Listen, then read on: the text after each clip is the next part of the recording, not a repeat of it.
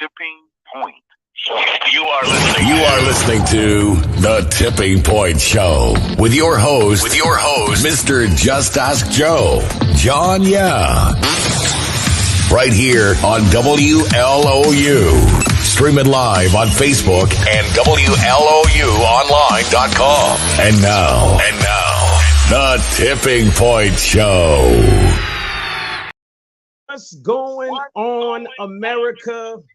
What's going on, Cincinnati, Nashville? What's going on, Louisville? Hey, and we got peoples all the way over in Atlanta. What's going on? Once again, it is the Tipping Point Morning Show. It is your host, Mr. Just Ask Joe, as well as my brother from another mother, Brother Esoteric Concepts himself, Brother John Yah. How you doing, family?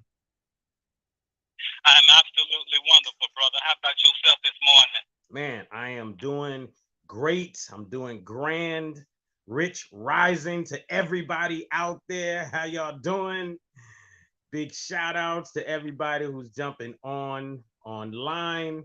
Big shout out to everybody who's listening to us on the radio station. You got 104.7 FM as well as 1350 AM. And then you've got WLOUonline.com. You just click the live button and you have the ability to listen in live from WLOUonline.com. So big shout outs to you.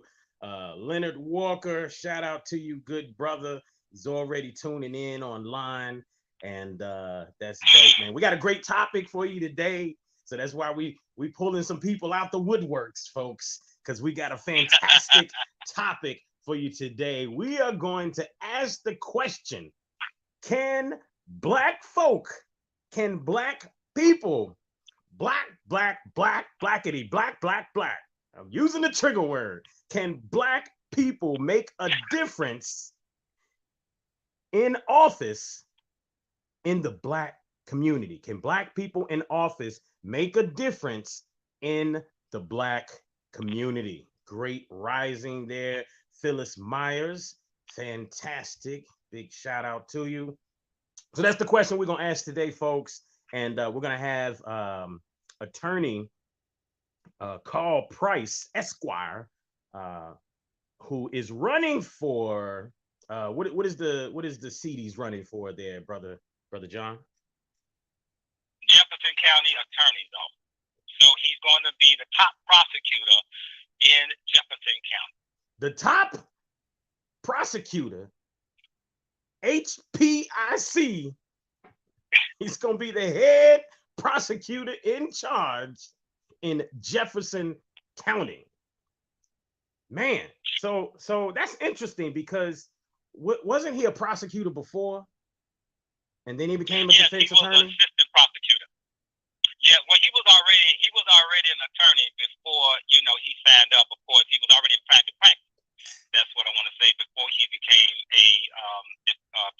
a prosecutor. And then we'll talk about what happened, and he ended up going back to private practice, which he never left. But he kept his private practice on the side. Of course, when you're a prosecutor, he couldn't handle criminal cases, but he kept his personal injury private practice open. And so we'll talk about what happened with when he was a prosecutor and what occurred, and we'll get into all that. But yeah, he's running for the top office. My guy, he's definitely a fair guy. We're gonna talk about some of the issues that black people need to talk about. We need to talk about black people going to office and what actually can they do for the black community. That's very important. A lot of people get in office, but we really don't understand what is it they can really do for us. Particularly, like for instance, can he carve out a section in his office to say this is for black and black only? I've never seen that happen. You operate under the whole system. However, with that said, we can be talking about the fairness that can be equaled out when someone's in office. That's the question. Absolutely. Not whether or not can somebody do something particularly just for black people itself. When you're running for office, that all the people must vote you in. So we got to understand, and we're going to talk about being a prosecutor, what that's like, whether that is in favor with a lot of black people going to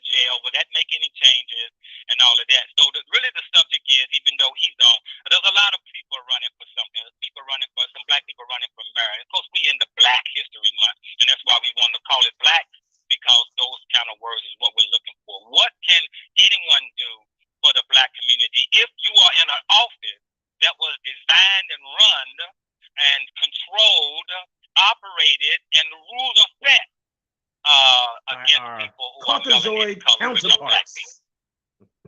Yes. Hey, big shout out to Tamala White online joining us. She does lashes. I mean, she does lashes.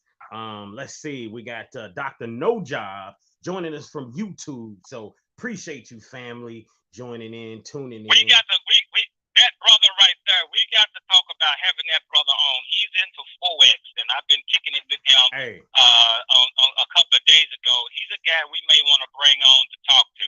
Hey, gotta bring him on, man, because you know I'm into Forex, and I recently jumped back in a little heavier, and man, just loving it as always.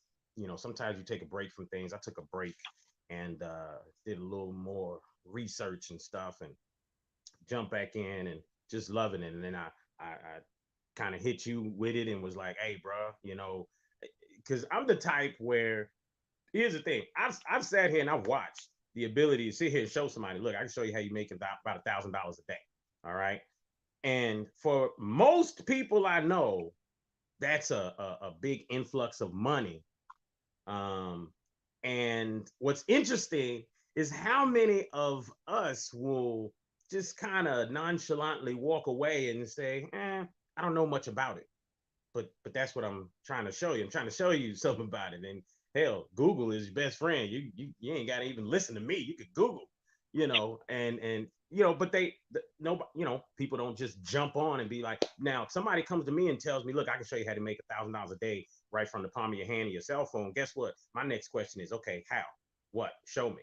You know, show me how you do that, because I want to learn, right? Because I'm looking at multiple streams of income, and because that's how investing works in general. Even when you talk investing into your life, you know, you need multiple streams of income, because if one goes down or one's low, the other one over here is high. Well, that's how you do investing in general. You don't invest in put all, you know, what they say, put all your eggs in one basket. You don't do that. You know, you have multiple things popping. So definitely got to have that brother on. And look, like you said, our peoples are hard-headed and stiff-necked. Absolutely, bro. Absolutely. So I'm sure he's probably ran into the same thing. So they're trying to show, you know, fam, because and it's not about, you know, even if you attach to a network marketer, I don't care about whatever $30 or whatever they're going to give me because I'm bringing somebody on. That is not what I'm in it for. I'm in it because I want to show you how you can do this too. Because I want to have more conversations with others about this. My friends and family, I want to have conversations with them about this. Oh, hey, how was your trading day today? Oh man, I was in on this. Or hey, what you trading on today? I might look into that. You know, I mean, that type of talk. You know, I want to do that. But you know, it's interesting how many of us just will look the other way and just act like we good, but you still complaining about bills and whatnot, right? But either way, man, that's a whole nother conversation, man. Absolutely. How was your week? Man, it was awesome. I can still say it was awesome, though. We had a little snow, slowed me down in business, but that's okay. Also, it gives me time to do some other things that I need to be working on. But, you know, this is what we call February. And such and so happens, it happens to be that Black History Month. That right? Black Another History Month. They give us, the white man give us a month. We only black during this month.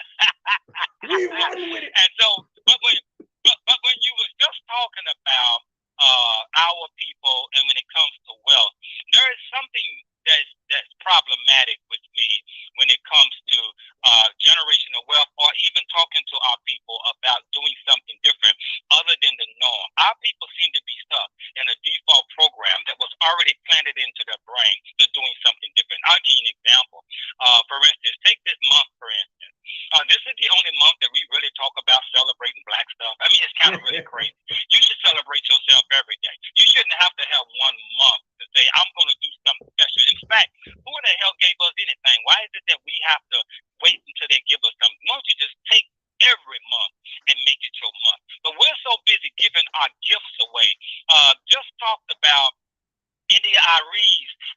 reason that she leaving Spotify, because all the N-words that one of the gentlemen that is one of the head of Spotify has been saying lately, and regardless of how it came up, Joe Rogan. but the problem is what she was saying. Yeah, Joe Rogan. But what she was saying was very interesting, talking about the 1%, that penny, that slice of a penny that they get for the music industry or the music that they work hard to put on there. Listen, our black people, are y'all tired of giving white people your stuff? We teach them how to dance. We teach them how to sing. We teach them how to rap, and then we celebrate them when they do it. We just love watching some white people sing our songs. We stop what we're doing to watch white people dance. Why is that?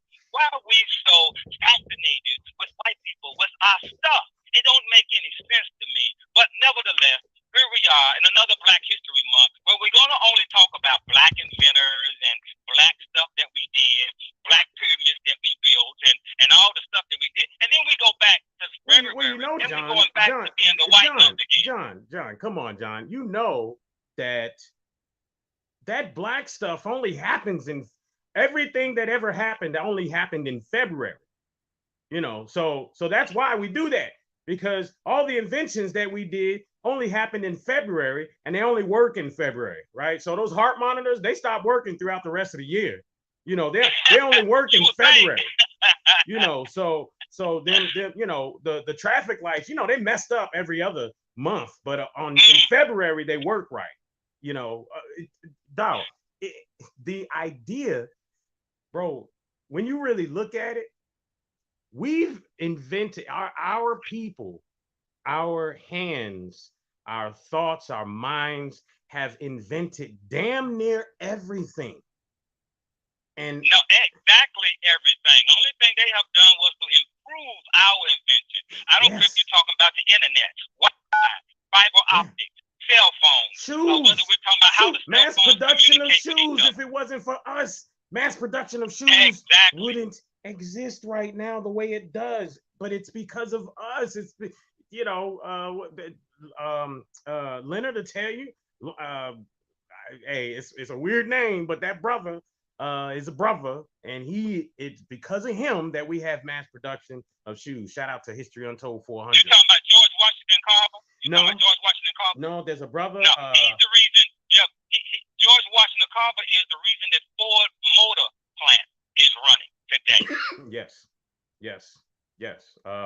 Because of the relationship between plants.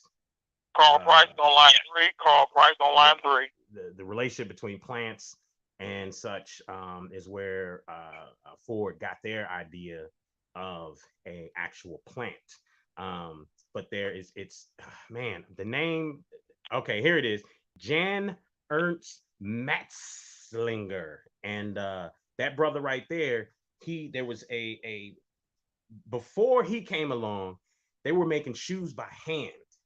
And they were expensive as crap because they were making shoes by hand, right? So most disparaged individuals could not afford a shoe. So we walked around, especially barefoot, right? Because shoes was expensive.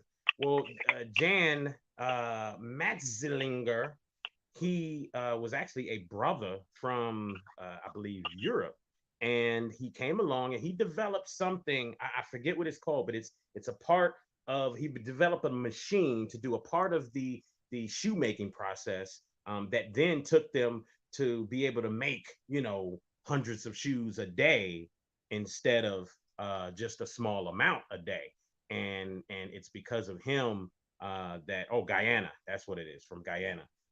It's because of him that we have mass production. But as of right now, when we want to talk about mass producing things, we want to mass produce some great people in this world. And right now, we have a gentleman by the name of Attorney Karl Price, who is running for Jefferson County Attorney. He's going to be the head person in charge. That's what he's looking to do. Brother Karl Price, welcome to the Tipping Point Morning Show. How you doing there, sir? I'm doing well. Good morning, Tipping Point Morning Show. How are you guys? Hey, Awesome. Fantastic. You may not be on the video portion, but I just want you to know I shaved my beard down because I knew you were coming on the show today. You know, went ahead and shaved my beard, cleaned it up. I put a line up on it, everything, man, because I knew that you know, you just wanted the cleanest brothers around. You know what I mean? So, you know, I had to step my game up just a little bit. So, you know, shout out to you. Wow. Well, I appreciate that, but you are always just fine the way you are. Good comeback. Good comeback. I like that. But hey, how you doing, man? I know brother John has some things lined up that he's definitely going to ask you about. But you know, first and foremost, man, how are you doing? I'm doing well. I'm doing well. I'm just a tad bit under the weather. Not sure exactly what it is, but I will tell you, I saw the caption online. The caption says Jefferson County Elect Attorney, and I'm hoping that is the case in November. But I'm just a candidate now. But I'm doing well. Okay. I'm doing well. You know, it's my goal to try to change the narrative of how DAs look at our community and how DAs, you know, look at administering justice in Breonna Taylor's hometown. Gotcha. Awesome, man. Awesome. So, you know, brother John, I'm gonna let you have the floor, man, because I know you got some things lined up for us to talk about. So go ahead and do your thing, brother. Mr. Price, how you doing, man? Thank you for coming on our show. And actually, I don't think you had your show. So this is actually your first announcement publicly about the run. I know you and I talked about it a few days ago. But anyway, listen, man, I want you to explain to the people, for the people to know, what is the Jefferson County Attorney? What is the office that you're running for, and what does it mean in your function and how you operate in the court? Okay, well, first of all, the Jefferson County Attorney's Office is one of two what we commonly refer to as DA offices here in Jefferson County. In the state of Kentucky, in every judicial district, there is a Commonwealth Attorney and a county attorney. So there are always sort of two DA slots in every county, and every single county doesn't have it. Some Commonwealth attorneys and county attorneys cover multiple counties, but in Jefferson County, because of the population size, we just have one county that we cover. But Jefferson County Attorney's Office is a prosecutorial office that has jurisdiction over misdemeanor crimes, violations, I should say concurrent jurisdiction over those types of crimes, and initial jurisdiction over majority of felony cases. Okay, Jefferson, and that's the criminal side, and I'm just being brief. And then there's a civil side of the Jefferson County Attorney's Office. A lot of people may remember back when Louisville merged with Jefferson County. There was sort of like a bi-government here. You had Jefferson County, you had a county executive, which is basically Jefferson County mayor.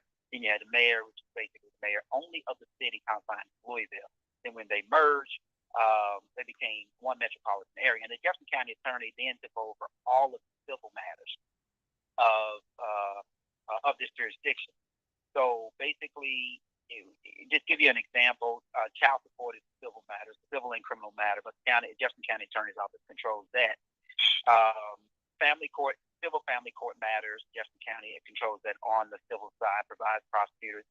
And believe it or not, to defend, for the most part, excessive force cases by police officers. The Jefferson County Attorney's Office oversees that if it's not contracted out. So that is, I mean, I can go on for hours talking about what it does, but basically it's the civil side and the criminal side. And the criminal side, of course, includes your traffic tickets, your DUIs, your domestic violence, your gun crimes, your murders, and all of that began in the Jefferson County Attorney's Office. But briefly, that's what the Jefferson County Attorney's Office is all about. And the Jefferson County Attorney basically controls the jurisdiction of administering, crime, prosecuting the crime. And again, understand this idea of felonies that initiate in district court. And let me just clarify that the Jefferson County Attorney's Office basically is the exclusive DA for District Court, for Jefferson District Court. There's Jefferson District Court, and there's Jefferson in Louisville, Jefferson Circuit Court. And some appeals and different things like that. But briefly, that's the Jefferson County Attorney's Office is all about. It. It's controlled arm. So if this position that you're running for, you actually be responsible for hiring the other prosecuting attorneys that will prosecute or handle cases under you. Is that correct? That's correct. So yeah, that's interesting. So now with what's going on today, with the criminal justice system, you have mass incarceration of a lot of African Americans. For whatever reason, I would have to say, in the state of Jefferson County, we only make up 28% of the whole population. That's men, women, and children. But in the jail locally here downtown, we make up probably 70% or more than 70% of mostly male locked up. Will that change any way where, because there's no one black in the office, you're going to have less people locked up for some reason? Does that make a difference in that area where you have majority of the people locked up that are black? Does your office have any bearing to that statistic? Well, I mean, theoretically, the office does. And the reason I say theoretically, because it is the prosecutor's discretion as to whether crimes get prosecuted. So, for instance, the police may bring an investigation to a prosecutor, and understand that I did this for 25 years, okay, as a prosecutor. So I'm not anybody who just says, "Hey, look, I want to be Jefferson County attorney," just because I meet the criteria. So I'm probably more qualified collectively than any of the candidates that I am running against, including the incumbent. But theoretically, to answer your question, yes, if you dismiss every case. But you have to understand the conviction rate is driven. The conviction rate is driven by the circumstances in the community. Okay? Now, I said a lot there because the circumstances can include good circumstances and bad circumstances. Okay? So I don't think that you can just say as a blanket statement that, now that you have a black Jefferson County attorney, the conviction rate is going to go down. I think what you can do is get a commitment from any candidate that's running for Jefferson County Attorney's Office, whether black or white, that they're going to make sure that there is not a mass incarceration of people who actually should not be incarcerated. Okay? And again, I said a lot there. So I think that, let me just tell you this. What I've seen in my 25 years in that office is that what that office does, especially under the current prosecutor, what it does is that everything is driven by what the media might say. Okay? And you know me well enough to know that I don't give a damn about what the media says. Right? If it's right, it's right. If it's wrong, it's wrong. Okay? So sometimes things are done or things are not done because it is driven by how the media would respond, or how the media will spin it in a newspaper or on a news show. So I think that, we find ourselves in let's just use that as an example. We find ourselves requesting high bail for individuals just because the media has driven this particular case. And so the moment the prosecutor goes in there and asks for what otherwise would be a reasonable bail, had there not been high media attention to this particular case or this particular individual, then the prosecutor gets criticized. And what I say to that is that there's, you have to understand that we all know the difference between right and wrong. And if asking for a reasonable bail is the right thing, which is always the right thing, there shouldn't be any external factors that would dictate otherwise or influence you to do something different. So I think in a nutshell, the bottom line is that we have to pay attention to how we got to a situation of mass incarceration. And I'm going to be candid with you. I do not believe, because I'm black and I grew up in West Louisville, and I know a lot of people that have been incarcerated. I do not believe as a blanket rule that black people are prone to commit crime. Okay? So really what's in your question is, what is the problem? Why do you have 28% but a much, much higher, or 20% of the population, but a much, much higher percentage of those that are incarcerated? And I think the answer is somewhere in that process between being arrested and being convicted. And that's what we have to pay attention to. So when you talk about being responsible for hiring prosecutors, I want to see prosecutors who understand that their job is to seek justice and not seek a conviction. And those are two different things. And that's a lot there.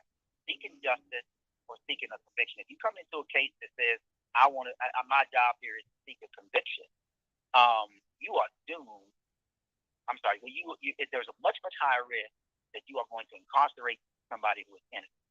But if you approach the case from seeking justice, then mentally and psychologically, you're going to pay attention to all of those things that really present this ideal of reasonable doubt. But when you look for a conviction and you feel like your job is seeking a conviction, you're going to miss that reasonable doubt, because you understand, right? A lot of times we look for what it is sort of like confirmation bias, right? We're looking for things to confirm the way we feel.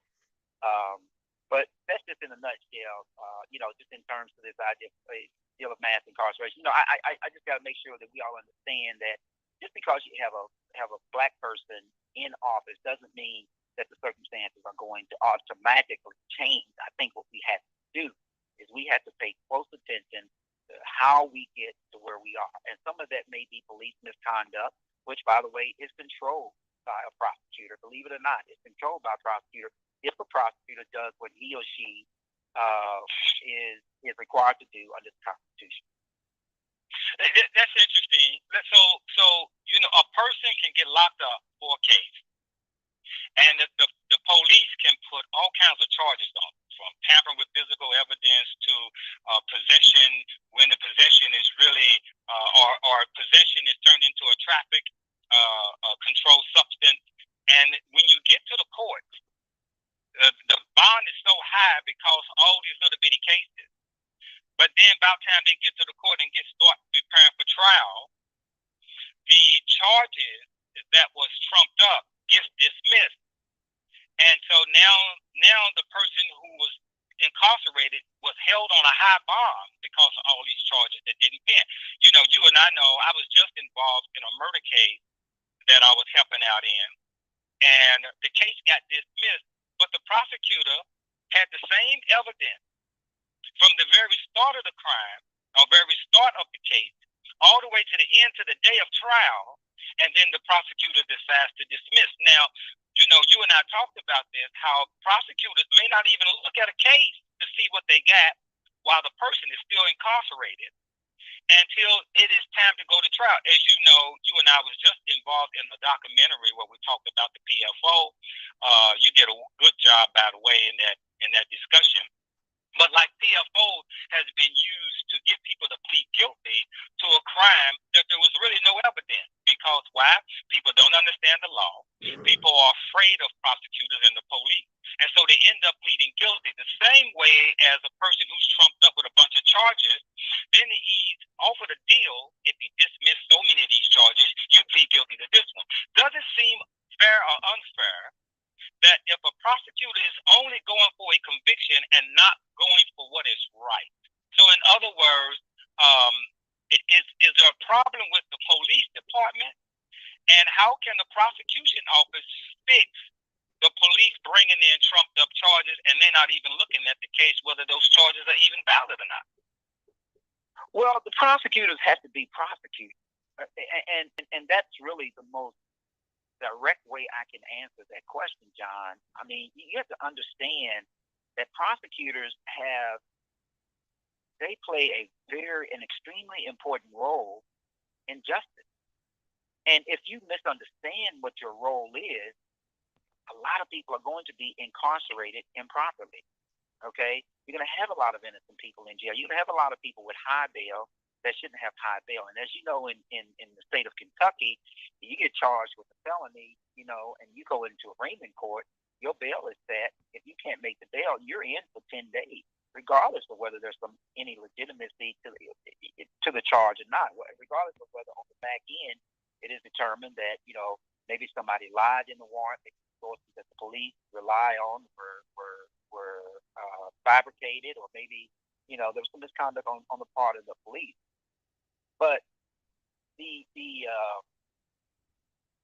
I lost my train of thought. I probably should turn this TV off so it won't take my brain away. But the prosecutor plays an extremely important role, and for people to understand this, I'm gonna direct them to fiction and nonfiction. Right? We always talk about what we see on TV is fiction, right? And for the most part, it is. But in a lot of those prosecutor shows on TV, there's more nonfiction in the role of prosecutor than there is fiction. In other words, you see sometimes on some of these law and order shows where the police bring their investigation and the prosecutor says, no, this is not enough, go back and get this, go back and get this, go back and get this, see if you can talk this witness. We don't do that here, right? We don't do that here. We just take the police officer's investigation and then we run with it. And for the most part, inside a citation, it is just only a statement made by the police that, I walked up on, this person was pulled over for a traffic stop and not signaling to make a right turn.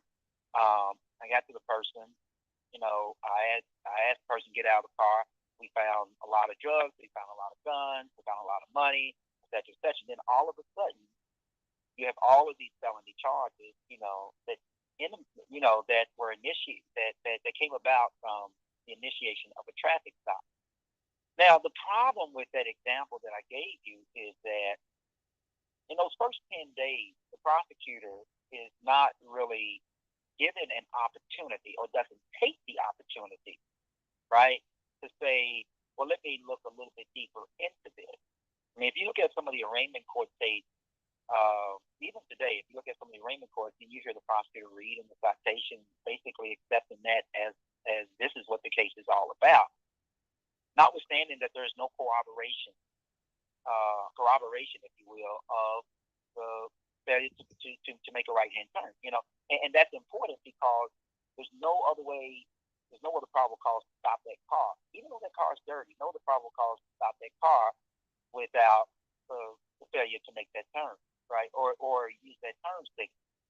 So to me, corroboration, and sometimes you can't get that corroboration that early on, but to me, corroboration then would be, let's look at the video to corroborate what the police officer said, right? We have this thing called officers of the court, and police officers are officers of the court.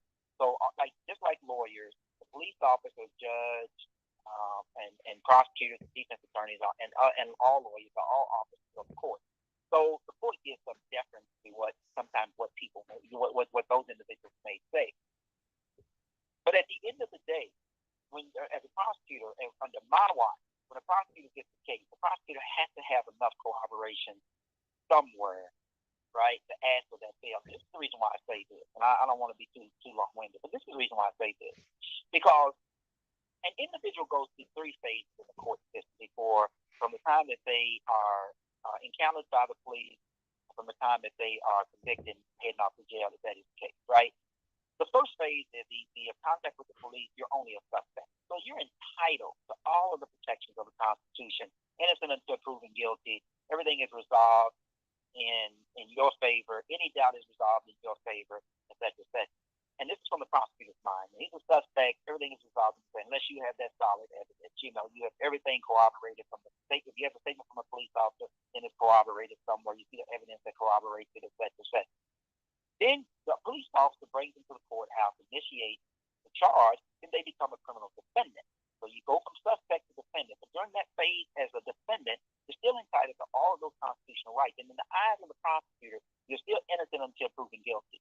And unless the prosecutor sees some overwhelming evidence, not very, very close, not evidence separated, not bad evidence with or reasonable doubt evidence, and not reasonable doubt evidence separated by a thin line, but separated by a thick line. Okay, and overwhelmingly, the evidence is beyond, in the prosecutor's mind, is beyond a reasonable doubt. Then the prosecutor will go forward with seeking a conviction.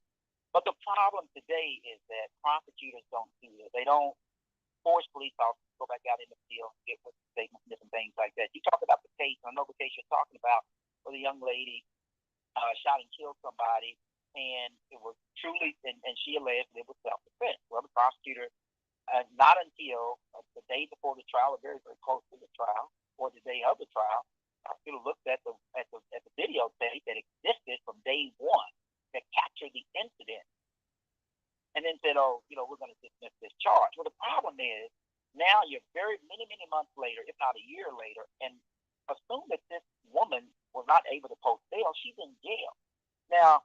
I don't think that's necessarily constitutional misconduct as we define it in the law, but it's definitely grounds for discipline of prosecutors, right? Because now you're taking liberty from this woman, right, that you can't get back, and that obviously is a problem. So I would call that lazy prosecutors' work. That's what I was thinking. Problem with that, and the reason I say discipline is appropriate, because the problem with that is that prosecutors have immunity. So it's not like she can go back and sue the prosecutor and say, you didn't do what you're supposed to do. So it's up to the lead prosecutor, and that was in the Power Attorney's Office, by the way. It's up to the lead prosecutor to actually discipline that prosecutor to make sure that it doesn't happen. But the approaches that are taken today by prosecutors, at least here in Jefferson County, are completely awkward, and a lot of times they don't necessarily understand that their role is to seek justice. They are more responsible for seeking justice than the criminal defense attorney, believe it or not. Absolutely. So let me do this real quick. Attorney Karl Price, let me give a couple shout outs real quick to our sponsors, but I want to come back and read a couple comments that are coming in offline as well. So real quick here, I want to give a big shout out to godslivesmatter.com. Again, every life has infinite value. Okay, every life. John, you say something all the time about a person having every person having a what is it called, a genius talent in them, right? So and they have to find that talent. So again, God's Lives Matter. Every life has infinite value. Check them out. Hit the apparel link and definitely grab yourself at the very least, a free God's Lives Matter bracelet, right? So with that in mind, I also want to give a big shout out to healthdaddywow.net. Shout out to Frank Stoner, who is there listening with us. Grand Rising, healthdaddywow.net. Again, folks, you can hit up their website, healthdaddywow.net, and get 10% off using the code TIPPING, TIPPING. Again, healthdaddywow.net. You walk up in their store and you say that you heard it here on the Tipping Point Show. Guess what? You get 10% off. So again, healthdaddywow.net. You definitely want to check them out. And also want to give a big shout out to D Nally's. D Nally's is in Old Louisville, about a mile south of West Broadway. They sent some sponsorship to us, so we appreciate them. Again, D Nally's, it's a breakfast spot. So if you want some cheap breakfast at a cheap price, then guess what? Go hit up D Nally's, right? So I think it's like 937 South 3rd Street, but just look them up. D' Nally's. They've been there for like 50 plus years, folks. All right, good stuff. Also want to make sure we give a big shout out to Kari Muhammad. That is right. We got Incredible. All right. Incrediblecustom.com. That's INKREDIBLE custom.com. Text the word INK, INK, to 678-506-7543. 678-506-7543. You need anything when it comes to any promo type of work, flyers, anything printed, t-shirts, all that good stuff, you can definitely hit up incrediblecustom.com. All right. And last but not least, folks, we want to give a big shout out to sayababa.com. Again, that's SYABABA.com. That is from you talk about the best incense and I'm gonna say it, in the world, right? Because I've seen the process. I've seen the process from A to Z. So you're talking about the best incense in the world, SYABABA.com. And they're in over 400 locations near you. And you may be noticing that their displays are building up and getting bigger. And that is simply because the demand is so great. People need some smell good in their life. They need some positive affirmations in their life. And that's what you get with Saya Baba products there. All right. So that is from Abibi Tumi Trading Company. And that is owned by yours truly, Brother John Yah. Out here, I want to make sure also give a big shout out to Layla Hampton there. Absolutely. And again, Frank Stoner listening in, and Brother Patah listening in. Now, Patah has some questions. Now Patah is Moorish, right? So in being Moorish, from my understanding, there's a big study of the law. All right. I don't know if that's indicative with being Moorish or if that is just Patah, but I know Patah is always studying law, right? So with that in mind, let me make sure I give a big shout out to the general as well, Ahamara Mathis. Absolutely. She's always supporting and appreciate you, sis. But he made a couple comments here. And one of the things he's focused on is that the obligation of the prosecutor is to the Commonwealth, and the Commonwealth first and foremost. So he made a comment. He said, the Commonwealth is making a claim to injury to the public or another human that is a citizen. That's the role of the prosecutor first to the Commonwealth to charge the individual with a crime. So, what do you say to a comment like that, Brother Price? What I say is that under certain circumstances, he's exactly right, right?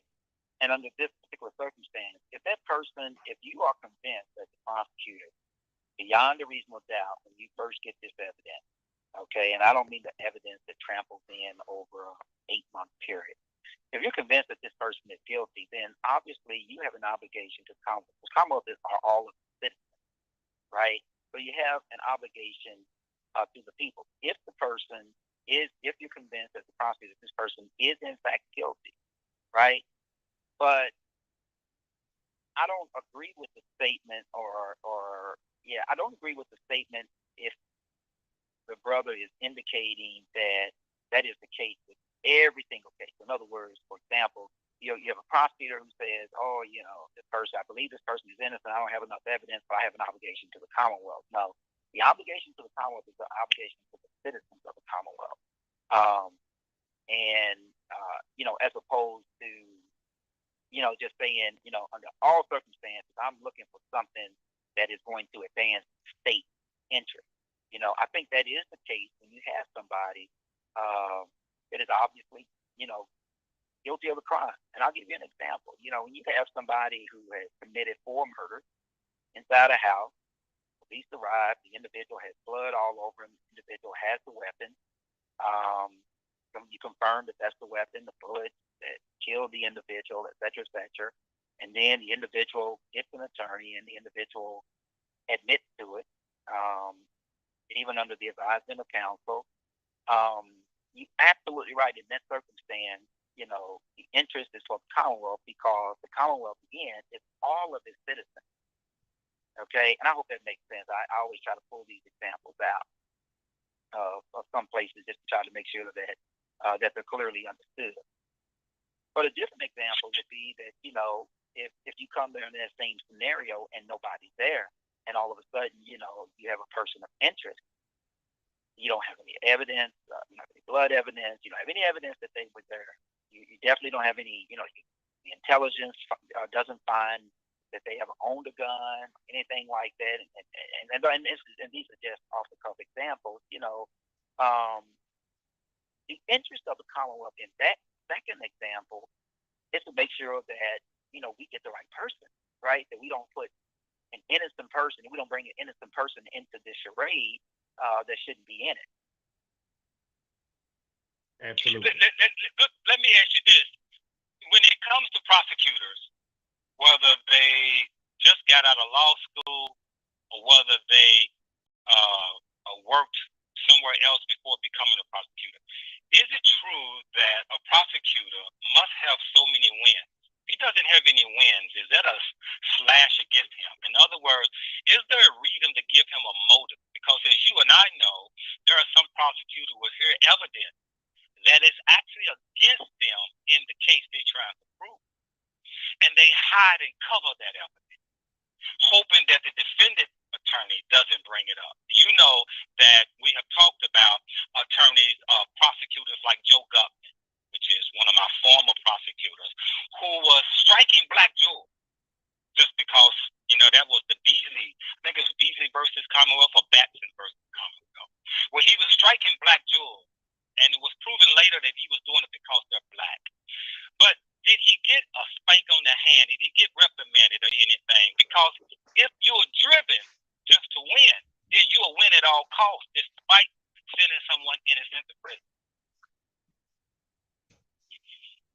Right, John. I think the problem is again what I said earlier. When you have a prosecutor who doesn't understand his or her role, then all of these types of things are going to happen. For instance, in the case of Bastion versus Kentucky, for those who don't know, that's a seminal case that went up to the United States Supreme Court that made it the law of the land that you couldn't strike people from serving on the jury just because of their race. It was deemed that was a violation of the United States Constitution.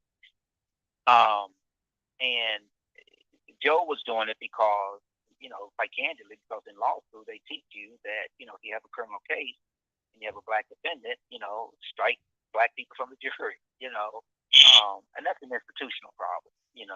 That's an institutional problem. Even in civil cases, they say, if you defending somebody in the civil case, strike black people off, but they'll give away the farm. And I think we know all too well that that's not true. You can't make that determination just because of the skin color of somebody. But that was some ignorant initiative that was put into the legal institutions, and people came out of law school with that. But in terms, again, let me just approach this with two responses. One, I think that prosecutors must understand their role. Okay, and that particular prosecutor obviously did not understand his role. His role is not to go in and get a win at all costs. Okay, his role is to get a win based upon the evidence, and if he can't get it, then he has to pull the case, right? And that's period. And I know that sounds so simplistic, but that is the way it has to be. And if I'm voted as Jefferson County attorney, I would tell you my prosecutors will not be taking cases that are fine line cases to trial. Okay, it just won't happen. The bottom line is that you have to understand your role. A prosecutor comes into the case and says, "Well, that helps them, so I'm not going to give that to them." First of all, that's prosecutorial misconduct. Okay, and that person can be disciplined not only by the bar association but obviously by the court. You can't hide evidence. And listen, I'll be crazy to sit here and say that it has never happened. I mean, we've seen it over and over again. But those people don't understand their role in that position, and that's the problem. So if we can make sure that a prosecutor comes into a courtroom or gets a police officer's investigation, understand that their role is to find overwhelming evidence of guilt of this defendant, not 51%. I'm talking like 99%. I'm convinced that this person is guilty. Then, I think for the most part we'll be okay. So that is the part of the narrative that has to be changed in our system. These people don't understand completely their role. Now, some do, and in that system, sometimes they get pegged as, soft prosecutors. But again, it gets back to this whole idea, John, of having the police bring you an investigation and you taking that investigation and running with it and only seeing that one side. Believe it or not, for those who are listening, prosecutors are not charged with just seeing one side. When I was prosecutor, we had to look at both sides. We had to say, okay, well, you have, okay, this is the evidence you have. What do they have on the other side? And if you got a statement from somebody that says, yeah, I saw him bringing that stuff out. I saw him breaking into the house and bringing that stuff out of the house. And then you have a statement about somebody else that says, no, he was at the theater watching a movie with me. The prosecutor needs to let that case go. The prosecutor needs to go out and he needs to tell the police officer, go out and get more evidence, because right now there is nothing here beyond a reasonable doubt. However, with that example, there are prosecutors, and that's the problem with the system. There are prosecutors who would take that evidence and go to trial, realizing that they don't have overwhelming evidence, and really, I say overwhelming, but we use the phrase beyond a reasonable doubt to actually seek a conviction in that case. To try to seek justice, I should say, in that case. I got one more question we got to get to before we close out. When you was a prosecutor, but before I ask you that question, again, we talked about the PFO. We was involved in a documentary. We were talking about the PFO. Unfortunately, they cut my piece from the documentary. I guess that piece, they didn't want that narrative, right? But when we talk about the PFO and how unfair it is, the persistent felony offender, for those who don't know, that if you are convicted of a crime and within a certain amount, I think it's 5 years after your release, if you are convicted again for that first one, you will be faced with PFO 2. If you get convicted of that or whatever the case may be, and you come out again and you get charged again within another 5 years, now you're eligible to be charged with PFO 1, which enhances to 10 years. Do you think that's fair, and can that be removed? Because you and I know that they only use PFOs as a leverage to get defendants to plead guilty. Well, let's just talk about PFO. Okay, so PFO is an acronym for persistent felony offender, and what that means is that it is something that prosecutors use to label individuals who have previously been convicted of a felony, right? And really, just in general, let me just say this: the whole problem with the PFO law system in Kentucky is that really, once you get one felony conviction in Kentucky, potentially you're doomed. And the reason you're doomed is because of the PFO system. Particularly if you come back with another felony within 5 years, right? Then they use that first felony, which you've already completed the time, been held accountable, paid your debt to the community. Then that is used to enhance the next felony charge that you have, and that gets you to a PFO, PFO 2 status. And then, of course, there's the PFO 1 status, which basically doubles the time. So if you're charged with something that carries 10 years with the PFO enhancement, you're looking at 20 years, right? First of all, people need to understand that the PFO law is not something that's in the Constitution. It is something that was created by the legislature. So when you ask me, can it be changed? Yes, the legislature can change it. And that's the push now is that, listen, if you're going to have a PFO law, then let's select certain felonies that it would only apply to. In other words, if you've got a young mother, for instance, who's charged with welfare fraud because baby daddy was living in the housing project with her and she didn't report that, then all of a sudden she gets a felony conviction. Then all of a sudden, she gets a theft charge. Back in the day, it was theft unlawful taking over $100. She gets a theft charge of stealing something valued at $102, right? Then all of a sudden she's facing 10 years in the state penitentiary, right? So the push now is for the PFO law to only apply to violent offenses. So in other words, you get a felony conviction for welfare fraud, the PFO is only going to apply to you if you get a murder charge, okay? Or if you get, a serious assault charge or something like, something that's a lot more serious. That was the whole purpose of the PFO law, was to basically punish those who continue to commit violent crimes, not those who continue. Technically, you can have somebody who has a CBUT charge, we call theft unlawful taking charge here, low on the lowest of the totem pole. If they have multiple of those, they can be sentenced as a PFO 1 at some point.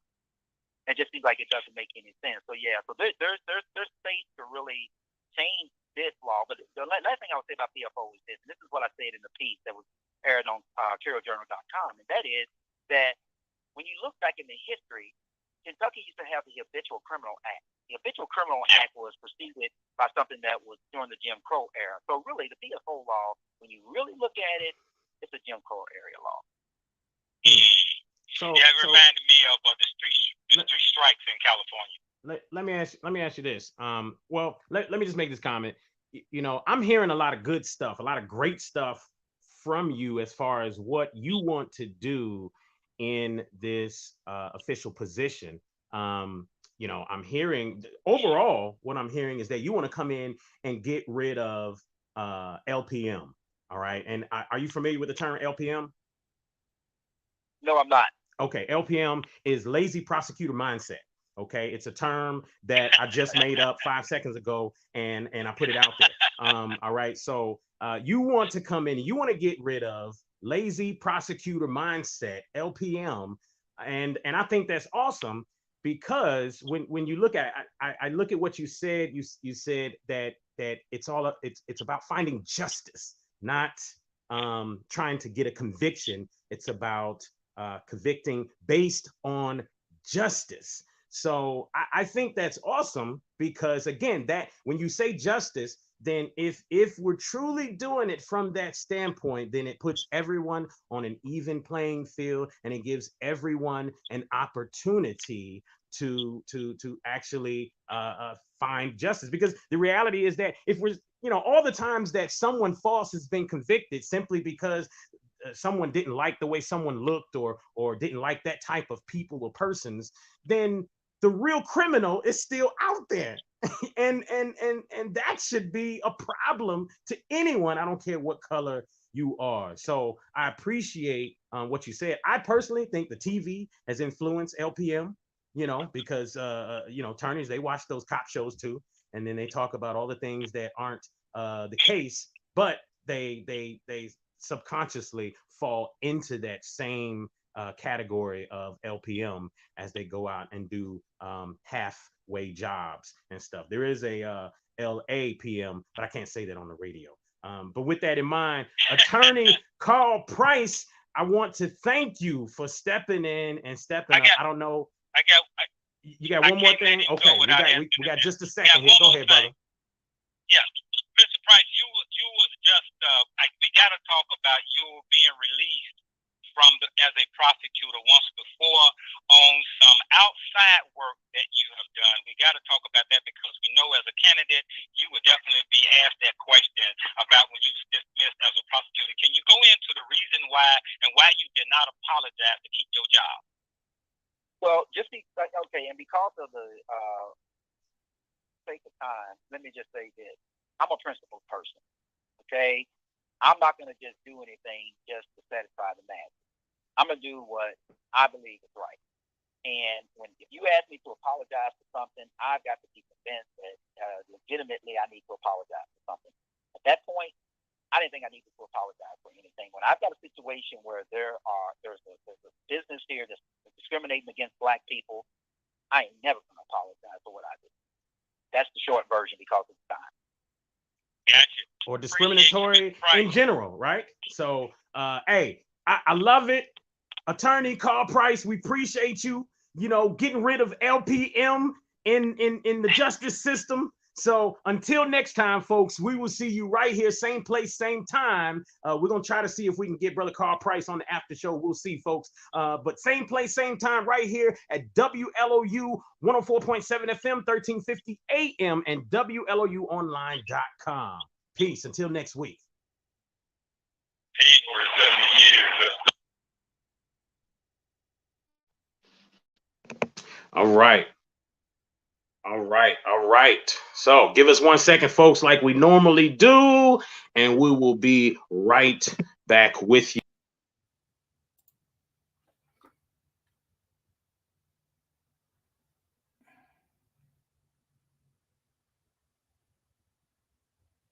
As we reset the stage here, folks, give us one moment.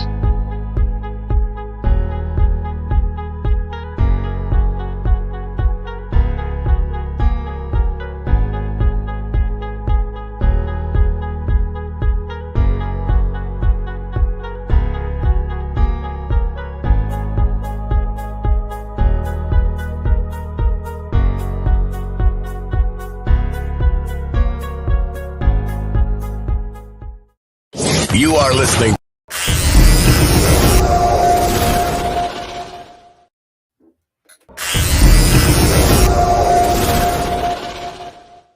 You are listening to The Tipping Point Show with your host, Mr. Just Ask Joe, John Yeah. Right here on WLOU. Stream it live on Facebook and WLOUonline.com. And now, The Tipping Point Show.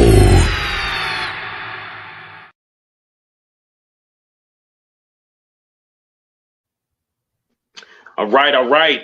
Brother, you there? Yes, I am. How about it? All right. Fantastic. Sound clear. Everything's beautiful. Man, great show. I love it. Yeah. I love it. That was a fantastic show. I enjoyed the conversation, hearing the responses. Great questions, by the way. Just fantastic dialogue there. So I absolutely love it. And shout out to everybody who was there joining us, commenting from the very beginning, man. Shout out to Leonard Walker. Shout out to Tamala White. That's a childhood friend of mine. Like I've known Tamala since I was in my teens. We used to be neighbors, living next to each other. Got cool, worked together, all type of stuff. Shout out to Phyllis Myers. Good stuff there. Dr. No Job, shout out to you. He's down with coming on the show. So we're going to have to work on that one there. Shout out Sis Layla, the educator Hampton. Shout out to you. Shout out to Charisma Wonder. Peaceful salutations to you too, sis. Shout out. Brother Frank Stoner, Grand Rising. Shout out to you, family. Brother Patah, shout out to you as well. Always bringing the dialogue with the hard fist behind it. I appreciate it. Shout out to you, General Ahamara Mathis. Shout out to you, sis. She gave us a shout out the other day, which was pretty cool, man. After bringing Cabernet on, that was real cool. So shout out to you too, sis. Grand Rising. And man, just a lot of dialogue. Even this topic, and this is what I said in the beginning of the show, is that it brought people out the woodworks. So even Adolph, who I rarely see jumping on our show, was jumping on and commenting. So I guess attorney Karl Price is a frat brother of his as well. So shout out to you. You had people talking about your products, how they seen them in the stores. Shout out Brother Daniels there. His thoughts is that in America, the criminal justice system preys upon the weak-minded and ignorant-minded. And I have to, agree with that because you've said it plenty of times before, Brother John, about how, learning about these things is so important. Learning about the Constitution so that you can use it to your benefit. Learning about the judicial system so that you can use it to your benefit. When you learn about something, you're no longer ignorant about that particular subject, right? So, with that in mind, if we can learn about certain things, and that's what kills me about, when you try to introduce things to people, and they push from it. It's like, why push? Because you got a supercomputer in the palm of your hands. You have the ability to learn about any and everything that you don't know about right now.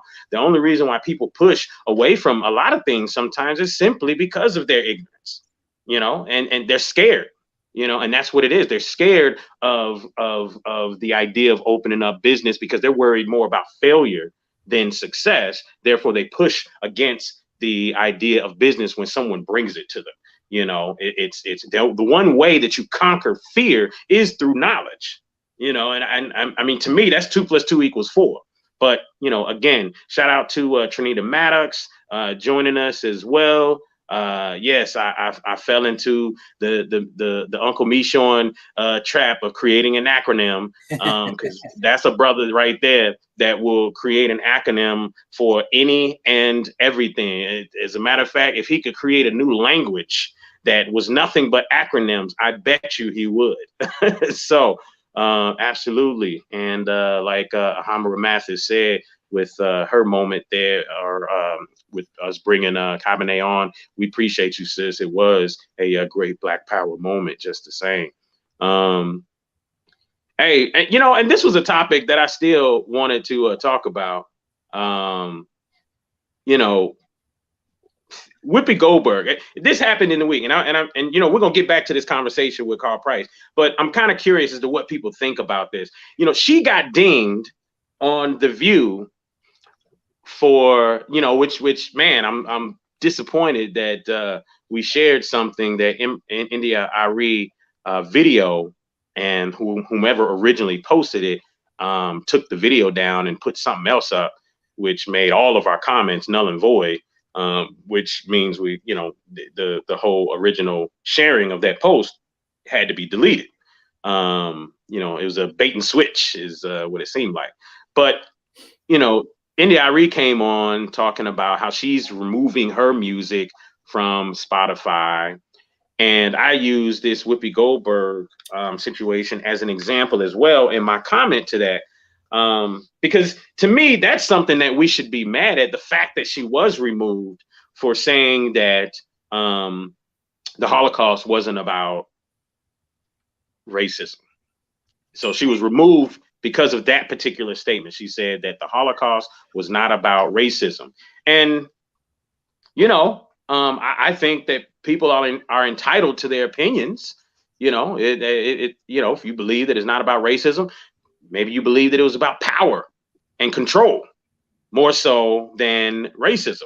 It could have been anybody. It could have been black people in Germany, and Hitler would have wanted to utilize power and control, because all it was seeing the wealth of the Jewish people, and Hitler apparently having a problem with that, right? The same thing that happened in Black Wall Street, 1921, Tulsa, Oklahoma.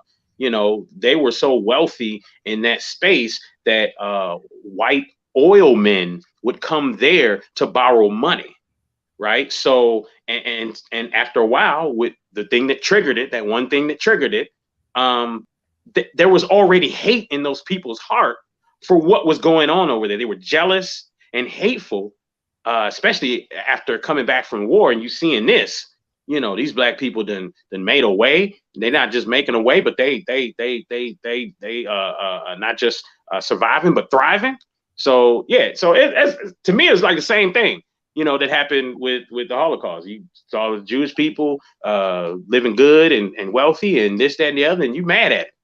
So you try and get rid of it. So that could have been black people, that could have been green people, that could have been Indians, that could have been anybody that, you know, that they was jealous and mad at, as far as I'm concerned, to try and get rid of them. So, you know, but either way, that was an interesting topic that none of us are really talking about. But we're mad at Joe Rogan for the sound bites that we heard, a bunch of chopped up sound bites of hearing him say nigger and someone else saying nigger. You know, we're mad at that and want to rally behind that. But what about rallying behind our sis for, you know, I don't think she should have been let go from The View for 2 weeks at all for making such a small, minute, opinionated comment. But what that did do is show everyone, if you didn't believe it before, it shows you who controls the media.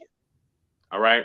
It shows you who controls the media. You can't say nothing against Jewish people at all on mainstream media, or else you will get you will get you will get you will get shushed real quick. You know, you say anything. You know, here's the problem, and it goes back to what I said about we sell ourselves to them, and we wonder why we in this condition. You know, they wouldn't be who they are if it wasn't for us. Let's just be plain. And first of all, the Holocaust, if you want to call it that, wasn't about race. Remember, this race thing is about black and white people. It has nothing to do with a claim of religion. So Jewish people is not a fucking race. Jewish is a religion. Let's just be straight about that. Let's quit playing the game. Hold up. Is this a call from Jewish people media? All right, man, fuck y'all. I'm not shutting him down. Man, fuck all y'all. Hey, go ahead, bro. The problem is that we fall into it because they're controlling the media. They're going to push whatever narrative they want to push. And of course, Jewish people are going to fall under our skirts of being abused. We see it with white women. We see it with all kind of minorities when they want to talk about affirmative action. They go up under our skirts of pain, and then they come out shining, right? Because they make that claim that they've been victimized too, right? And so what happens is that Jewish people, we people who are Zionists, first of all, and Jewish is a European word. They're not Hebrews, number one. And nor are they the original ones that the Bible is actually talking about, which is all made up again. But again, these are European Poland people that came out of Poland that grabbed the Jewish concept. Now, they were never in Israel in the first place. That wasn't where they were from. And in fact, that land had nothing to do with what was going on in Germany. And the reason that Hitler wanted to exterminate or kill or take away their wealth was political reasons. Had a damn thing, have nothing to do with their religion. Okay. And so in 1940, when that happened and they considered it and called it World War II, the United States, along with Europe, Britain, go in a whole country in a part of Palestine, what they call Israel, and took that land from some dark-skinned looking Arabs that had been there for thousands of years. And by the way, there were Orthodox Jews still living there, and they were all in peace. And the reason they wanted to do that was to, again, paint a narrative where the Bible said that God opposingly left this land for his people. So they put the Poland Jews, look like them, white people, in this land to make it look like this is God's favor. So let's be real. Let's just be factual. That ain't the real reason why they're there. Let's just be real. Nor is Jewish a race. They're just Poland Europeans opposing as Israelites or people from the Israelite or Hebrew faith. Let's just be real about it. So when she made that statement, she was right. The Holocaust, if you want to call it that, because to me it was not a Holocaust. What they did to African people was a Holocaust. But what had nothing to do with the color of their skin, had nothing to do with their race, because again, Jewish is not a race. Let's be clear about that. It's not. And so we're playing these narratives that they're pushing on us. And listen, I had a whole lesson with my daughter when she was in, I believe, the 7th or 8th grade, and she had to write a report. And I helped her write this report. And I mean, I got called in from the school to talk about the report that I had her gave. And I had all the facts about what was going on in those days. And they didn't want to hear the facts. So they didn't want to hear in 1940 was when they took some land from some people. And this is why there's unsettlement in that land right now today in the West Bank in Israel, which is a part of Africa, by the way. And so this has been going on for years. There's been no peace there because they don't belong there in the first place. So when your girl made that statement, yes, the Jewish own the media, they own Viacom, they own BET, and here we sat back and we continue to give them my shit. Why is a nigga still on BET when niggas you don't have no role in that? Those are narratives they're pushing to black people. Why is niggas even writing music and giving it to Jewish people? Look, fuck them. We don't know that we have the ability to create our own shit. These motherfuckers like Davis and all these Jewish motherfuckers that own the media, own the music business, own all the production. We can walk away from that shit. Yeah, we won't, because they're gonna dangle a piece of that carrot in front of our face. They're gonna dangle a nice car in front of our face, and there we go selling our soul. So listen, I don't have no crying. I won't share no tear for any artist. Whoopi either, India Aries either.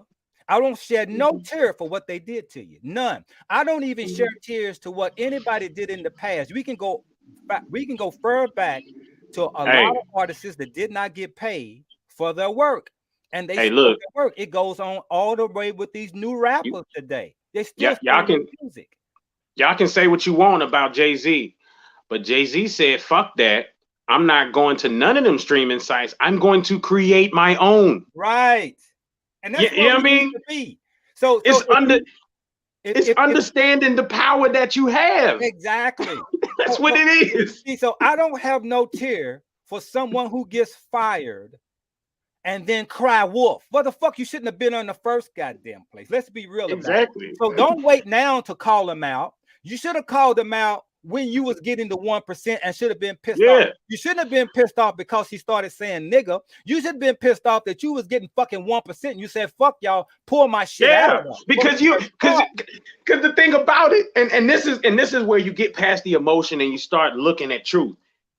She was there in agreement with that before the Joe Rogan situation. Right. So you know what? Fuck you for sitting there trying to use this pressure point, this little emotional thing that we as a people seem to be attracted to. Fuck you for trying to use that to now do something that you should have done way before. You know what I mean? So, you know, again, you know, with the Whoopi Goldberg situation, I ain't got no tears for her, but I agree. And if anything, if we want to rally behind something, let's rally behind that. As far as, because a lot of those celebrities, what happens is, and I think this is indicative of what's your boy, OJ. Yeah, sorry, I had to use this as a way to remember OJ, but with OJ, you know, they don't get no love from us. They don't get the support because we look at everything from a race standpoint. So we always look at the fact that they left as they selling out. The fact that they're doing well in mainstream as the fact that they sell out. So they don't get no support from us. And of course, the dollars, you know, when you break it down, there's more white people spending money on their stuff than black people, you know. So with that in mind, then they just say, okay, I'm selling out. Fuck the black community, I guess. And at some point in their mind, that switch triggers or that switch goes on. And but then here she is in the hot seat. And so I'm more inclined for us to say, you know what? We know you done sold out and whatnot, but I'm gonna back you on this one. All right. Because maybe, just maybe, we might be able to pull her back to our side just a little bit. I don't know. But maybe, just maybe, because I am, when it all said and done, if it had been a white person that said the same thing and they got kicked off for saying it, then I'd still be in agreement with that white person, because again, as we just talked about, it wasn't about race. As a matter of fact, when you say that, John, when you say it was political, what do you believe more so that was political about it than anything else? Meaning what? What meaning what? When you said Hitler, it was political. When Hitler did what he did, it was about movement. It was about what he wanted to do with the country, and it was about those who was holding the wealth that was blocking him. That's what it was about. Mm-hmm. You know, Hitler had a plan. Yep. And so, you know, he was a tyrant. I'm not making him a good guy, but I ain't making him a bad guy either. So, you know, what happened, what was going on, and I'm not knocking it. What I'm saying is this. For the most part, Jewish people ain't been our friend. Listen, let's be straight. They done stole all of our history. Everybody has stolen a piece of us. And why do we continue to allow that to happen? Back to what India Aries did, and guess what? Spotify now reached out to India Aries, and guess what? They're negotiating now. More money for her. So imagine now, if they give her more money and she stays on there, wait a minute. Didn't she just scream foul because he was using the nigger word? Exactly. About her small percent. Well, guess what? If they give her a bigger percent, is she going to stay there? Now you know, it's really not about the nigger. It's really about the money. And the nigga in her. Hey, that's games. Hey, I'm glad you said that, because that edifies what I said when I said fuck her for trying to use that. Yeah. When that's not the real issue. No, that's not the real issue. It's all about the money. Let's just be clear. Money, baby. You know, And she said it. She said, I haven't responded to them yet. Guess what? If it wasn't about the money and it was all about Joe Rogan and the millions that they pay him from your less than a penny payment that you get, then guess what? It's about the money, bro. Like, stop playing. Like, it's always about the money. Absolutely. What's his name? What's that young brother's name that was doing the rap thing on one of the MTV shows? Skipped my mind for the moment. Skip Niggy. Nick Cannon. Nick Cannon. Oh, okay. Remember Nick Cannon got kicked to the curb of making a Jewish statement. Mm-hmm. Remember that? Now he's back. Yep. He was talking about, I can't remember. I think he was, because I know he speaks a lot about all the Israelites being black. And so it may have been something along those lines, but yeah. Well, he was on the show, I believe he was on the show with Professor Griff, and he made some statements about some Jewish people. Professor Griff is always going to talk about Jewish people. But do you know he apologized? And he's back. You see, so it's really about the money. It's not about how black you are or the color of your skin. That's the moment that they sell out and sell. When you talk about selling your soul, that moment is it right there. Right. Your ability, the choice that you make, you have the ability to walk away. Nick Cannon has enough influence to walk away and create his own platform and say whatever the fuck he wants to say. He has enough of that influence, but the money's too good, and he's got some of that LPM in his mind, that lazy prosecutor mindset. He's got that in his mind as well, to where he's like, man, this is just easy money over here, and it's easy notoriety over here. So you know what? Let me just apologize and get this money. You can say what you want, bro. You can come back and say, I just did it for the money, so I come back and say what the fuck I want, folks. Nah, bro. I bet you won't say shit about Jewish people no more. Sure won't. I bet you won't. You know what I mean? They quieted your ass. They tamed your ass. And that right there is where the issue is. That's where you sell your soul right there, man. Like Adolf said, money changes things. And for a lot of people out there, money is just so interesting how money is such in control. Because I've seen people who said, fuck money. Life ain't about money, but they was broke. But then when they got some money, guess what? Things change. That mindset changed. Yeah, well, I will say this. And there's a twofold question to that. And when we talk about sellout, I'm not quite sure what sellout means, unless it means compromising with your integrity. Okay, and that could be what you want. That's my belief, right? If you're compromising with your integrity, but I will say this about money changes. Movement will change anyone. And in order to have movement, you have to have wealth. What do I mean when I say movement? Movement is experience. If you can take a person and you can send them around the world, you can travel. That takes currency. That takes money. When you put a person in that boat, that's a different person. They move a little different. They think a little different. They're not going to think like a person who's never been nowhere. So in other words, your environment entails what you become. So and so that's not sellout. What that means is the person who gained wealth moves differently and they think differently than opposed to those who feel more victimized. You can take a person from the hood. You can take two people, and they both can be from the same family, and they're both twins, same age. Take one of the twins when he's 4, 5, 6 years old, and you take him around the world. You show him everything. And his other twin brother stayed in the hood where he's walking past torn down liquor stores, drug dealers, shooting every night. And then you bring them back together when they're 18 or 20 years old, you're going to see two different people. One is going to be like, man, I don't understand this. I don't know. And the other one is going to be like, the white man is at fault. The white man. And the other one be like, what white man? This is an opportunity out here everywhere. It's you, my friend. So in other words, you can give a person some wealth. And I believe this. And I don't move the same as I used to move 30 years ago.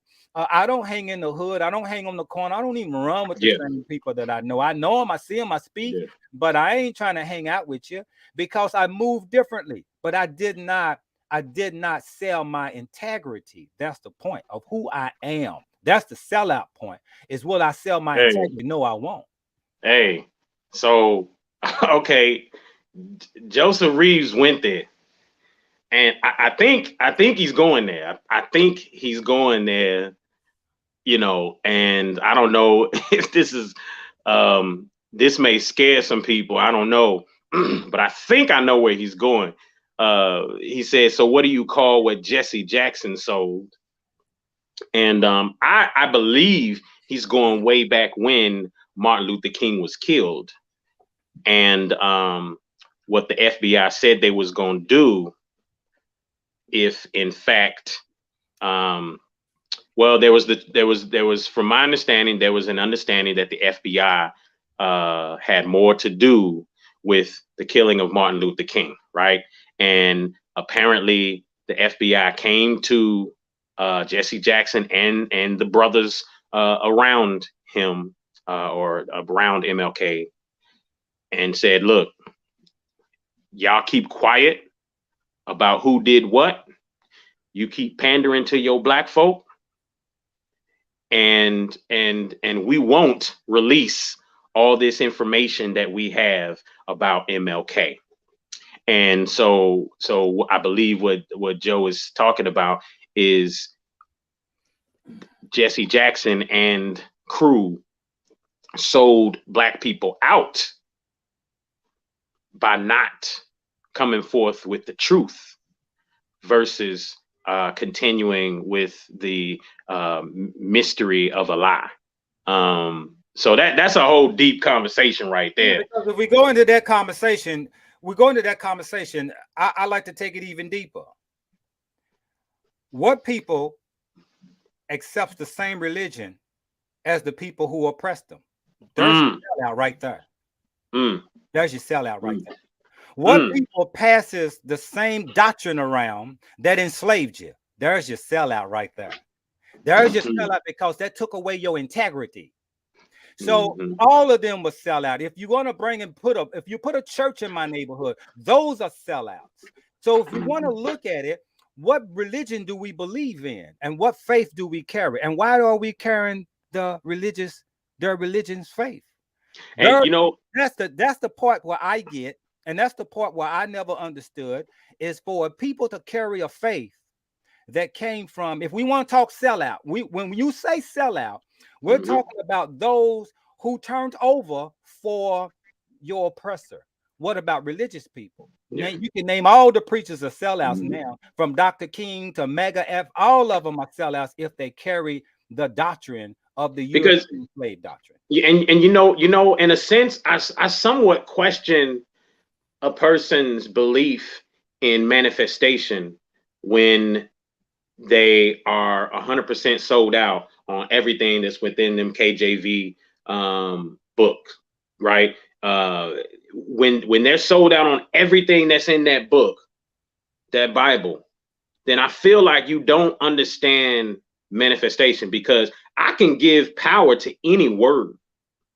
I can take any word and make it power. If I want to make balloon, the word balloon, a power, and anytime I say that word and I sit here and I preach about this word being so powerful, then guess what? If I get enough people talking about that word, it's going to have power. So some people are going to experience change when they use that word because of how manifestation works, right? Because of how belief and thinking things into existence works, because of how these universal laws work, right? So I feel like a lot of times when when people have given power to the word Jesus and things of that nature, I think about that, because I can remember driving from Colorado to Virginia. I was born in Denver, Colorado, and I can remember driving. We were moving from my mom's side of the family, and we're moving to Virginia to my dad's Jamaican side of the family, right? And we were on some long stretch on a mountain, and I don't believe there was any rails on the side of the roads. It was just two-way street, and we were pulling my dad's El Camino via his conversion van, right? Dope conversion van, had bathroom, sink, all that stuff inside. It was dope. We were pulling it. It was snowy, cold outside. The vehicle spun around, right? We came right to the edge of that mountain, and my mother yelled out, "Jesus!" And the vehicle stopped. So my question as I've gotten older is, did the vehicle stop because of her yelling out Jesus, or did the vehicle stop because of the power that she put in that name? It could have been the word balloon, and the vehicle stopped because of the power and the belief that she put into that word. You know what I mean? And that's where I'm getting. You know, it's obvious if you are a sane thinking individual, it's obvious that there is some type of God force energy out here. If that is true, then why wouldn't that fix our problem? If the Jesus theory, if the Jesus theory and belief, and that would question what you believe. Because we in a dying condition. If you let some people tell it, we in a dying condition. So Jesus is on every fucking corner. There's a fucking Jesus spot down there on every corner in the hood. Is it really saving the people, or is it what people think Jesus is? Do people believe this nigga's coming one day? I'm gonna tell you something that's very interesting about our people. Because he got a lot of girlfriends. He's everybody's boyfriend. I'm gonna tell you something about our people. It's very interesting, and I do want to get back to one of the things we talked about, Mr. Price, was this is that you know, when it comes to belief, and our belief in this theory that we call Jesus or religion, does it work? Because if you look at the condition of our people, we in dire need. Is it possible? Is it possible that here's where the problem lies? The problem lies in us giving up our entity, our power, to something outside ourselves, opposed to realizing that it's the power within. If the condition of Jesus saves people, I can't tell, because here's what happens. What happens in all religions tell you to suffer now and don't worry about your hereafter now, because you're going to get all your rewards in heaven after you die. All religions tell you that. And if that is so, and you believe that, you accept that belief, then you are living in hell today. And no matter what the condition is, you will accept it, because why? You know, or you believe that somehow when you die, you're going to get heaven. And that becomes the biggest problem, because religion strips away your God self. They even give you the concept of God, tell you what it means, and then you find it in something outside yourself. And when you do that, did you not give up your power? And aren't you vulnerable to accept whatever the ruling party does to you? Because you can create heaven right here on earth simply by a change in mindset. Exactly. Right. So so that goes back to what I was saying. Absolutely. It was more so to me, you know, in my thinking nowadays, it was more so the power that she put in that. It was the power that she had inside. Your Hamara, you said it right. Your body did that. It was the power that she had inside, and she used that power to do what she did, which was stop that vehicle. Her belief, her belief, the power and belief that she had. It could have been the word balloon. It could have been any word. The belief just could have been, I'm not gonna die right now. Period. Exactly. And stop that, vehicle stop. To keep you alive. Just I'm not gonna die this time. And that can stop a vehicle. Yeah. Okay. I like what Joseph Reeves said. He says, because we eat dead things and believe dead beliefs, it makes for a dying civilization. Boom. Absolutely. And we're still eating the same rotten ass food from slavery. We're still believing in the same rotten ass religion they gave us. And so every one of them are sellouts, from Dr. King to Jesse Jackson, to all the ones that go around preaching this Jesus shit to us. Every one of them are sellouts. If you want to ask about integrity, because none of that shit works in our favor. None of it. And I know some people are not gonna. It's gonna rub you the wrong way, because it shakes up your narrative of what you believe and what you were told about a God. And I think that's the main issue with our people. And that's why we're still in this condition. We're still waiting on the white man to come and save. We're waiting on somebody to come and save us. And that's another thing religion does. Religion makes you wait on something. We got the return of Jesus, which is fake as fuck.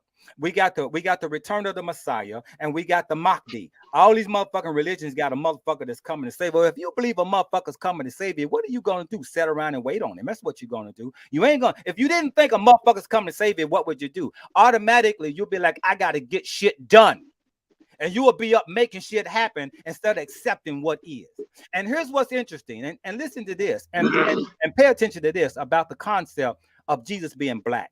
Who in the fuck told you Jesus was black? They created that motherfucker white. He's white all the way. And some people will say, well, it says he has wool, hair like wool, and bronze feet. Nigga, that ain't Jesus. Nigga, that's the motherfucker they said in Revelations that's going to return. That's how he's going to look. You still looking for that motherfucker. The one that's called Jesus was white when they created that nigga. And it didn't say that that's who he was. It didn't show that he had bronze or anything. That's the motherfucker that's going to return. Okay, so people, black people confuse the two, with the one that is not here yet, that's supposed to return, and to the one that was here, legendly here, that was called Jesus, which is a story of Haru and Isis. Absolutely. So, good talk on that one. We can have that a whole show just the same. Religion, fact or fiction. But Mr. Price, let me touch on this real quick, because we ended with him talking about a little bit why he was dismissed. Mr. Price was, and I'm gonna touch on a little bit. Hope I don't chew it up. He was involved in a case with a karate school. Of some Orientals had karate school, and it was involving of one of their clients who paid for a full year, and the child didn't complete and wanted part of their money back for whatever reason. And the child wasn't able to complete, they wanted their money back, and so they hired attorney Karl Price, who was a prosecutor at the time, but because he could do private practice in civil lawsuit, he took the case. And while he was going back and forth with the lawyer over the issue, he said in a letter, I believe, calling them greedy foreigners. Now check that out. And so that person contacted the prosecution office and said, look, he's racist. This is not right, blah, blah, blah. And this is the reason why when Mr. Price was asked to apologize, he said, no, fuck y'all. I ain't apologized to no shit for some shit that I believed in. And this is one of the things. This is called integrity. And one of the things I knew about Mr. Price, and I worked for him back in the day when he first started his office. And I know him personally as a person and what kind of person he is. I know that even in my incarceration periods, while Mr. Price was a prosecutor, I know of people who called him an Uncle Tom, who he did not prosecute. And I know of people who he did prosecute, that people said, man, he did me a favor. He dropped some cases. He dropped my bond. Literally, I know people that praised him for being a good prosecutor, a fair prosecutor. And I saw him prosecute a rich white boy for murder, and didn't let up at all, despite the rich white dad making all the complaints. And I saw him not bend on that subject when it came to that. And that was very interesting. So I would have to say I support Mr. Price very much so. He supported my business, and I definitely will throw my support with my business behind his campaign and do what I do. But basically, namely, is that he's got integrity, and he'll definitely be someone that I believe will make sure that justice goes across the board fairly when it comes to cases. Him and I talk a lot about certain cases. Sometimes every now and then I may be called or hired by an attorney to work on a case with someone because of my expertise, particularly in murder cases. And so sometimes I will converse with him and we'll sit back and we'll talk about some things. And, you know, he'll give me some advice, whatever the case may be, to take back as I prepare for the case. But nevertheless, he's definitely a fair guy. And I think that he would make sure that the balance is fair when it comes to prosecuting anyone, whether they're black or white. And that's all that anybody wants. Right. All anybody wants is a fair trial. All anybody wants is to be treated fairly, right? That's all about. If somebody did the crime, even if it's your own kid, then I mean, bruh, if they did it, you can't expect people to. You can't go trying to pay people off this, that, and the other, and expect. Look, what's fair is fair. Right? They did something to another human life or another person, right? They did them wrong. So what's fair is fair, and that's all anybody's asking for, is to be treated fairly. So I agree with you, man. I think, you know, my interactions with Brother Price, I've seen nothing but an upstanding individual that actually cares about the quality in the work that he puts out. So I'm all about that. And once again, the Bible is in the fiction section in the library. Go see for yourself. Yeah. So throw that in there real quick. You know, and you know, it's coming from a preacher's kid, man. I grew up in that whole ordeal, man. And my dad, being a preacher, he said that the best relationship that he's had with God has been since he's left the church. You know, he found spirituality in a way that he didn't have before. You know, because after a while, I can remember years ago, my dad asking the question, are we worshiping God or are we worshiping the church? Whoa. You know, because growing up, we found ourselves at church damn near every day of the week. It was always something going on we had to attend. You know, it was always something they kept calling us back. Each time there's an offering that's happening, but they kept calling us back. On Wednesday we go for Bible study. Sunday we go for church. There's 3 services at church. We had all of them. Saturday they've got this thing going on. You know, Monday, Tuesday we practicing in this you know, organization over here. I mean, you know, you just, after a while, it's just like, damn, we at church every damn day. Golly, can we actually like spend time as a family by ourselves? How about that part of love? You know what I mean? How about that? You know, but we want to be at church all the time. You know, yeah, you do gotta watch them preachers' kids, you know, but I ain't like that. I ain't like that no more. Your girl is safe. Don't worry. It's all good. It's all good. I promise you. You know, that's an old life right there. I don't even got the motivation for that no more. But you know, man, it's been a great show, man. I absolutely love this. And folks, we may be coming off of WLOU. We're not sure yet. We're thinking about it. We're talking about it. You know, because we're trying to find more value that they bring to us as opposed to the other way around. And something interesting that, you know, they don't, as a radio station, you know, they can't tell us numbers, and that is a bad part. You know, there's only certain numbers that we know, and that's the radius and the number of potential listeners within that radius. So, you know, it's becoming a situation where we may be coming off of WLOU, but what that means is going a little bit harder on the online side of things and focusing more on podcasting stations. You know, we have a presence on Spotify, but we may focus a little bit harder. I don't know.